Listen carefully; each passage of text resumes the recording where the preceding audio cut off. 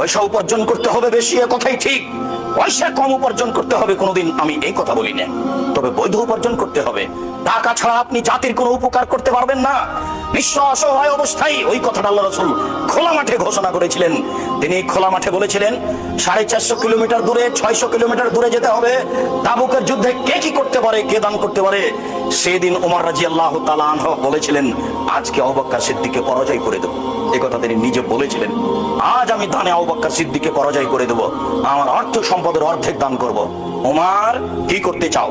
ওমর বলছেন, আল্লাহর নবী, আমার অর্থ সম্পদের অর্ধেক দিয়ে দিলাম। বাড়ির জন্য কি রেখেছো? অর্ধেক রেখেছি। আবু বকর, এ কিন্তু আবু দাউদের সহিহ হাদিস। আবু বকর, তুমি কি করেছো? তখন আবু বকর সিদ্দিক রাদিয়াল্লাহু তাআলা বলছেন, আল্লাহর কসম, আল্লাহর নবী, আপনাকে আর আল্লাহকে বাড়িতে রেখে যা আছে সবই দিয়ে দিলাম। 10 টাকাও হবে না, ভ্যান ভাড়াও হবে না।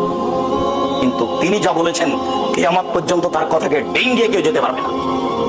তখন ওমর বললেন, আজ যখন পরাজয় হয়ে গেলাম, জীবনে কোনোদিন আবু বকর সিদ্দিককে দান করে আর পরাজয় করতে পারবো না। যা টাকা ছিল তাতে হয়তো আবু বকর সিদ্দিকের টাকার চেয়ে উমরের টাকা 10 গুণ বেশি হতে পারে, কিন্তু ভাষা যেটা আবু বকর সিদ্দিকের ছিল, এই ভাষাকে ডিঙ্গিয়ে পৃথিবীর কেউ যেতে পারে। আবু বকর সিদ্দিক রাদিয়াল্লাহু তাআলার ভাষাটা ছিল, আপনাকে আর আল্লাহকে বাড়িতে ঘিরে সব দিয়ে দিলাম। তখন আল্লাহর নবী বলছেন, ওসমান, তুমি কি করছো? তখন ওসমান রাদিয়াল্লাহু তাআলা বলছেন, এবার টাকা।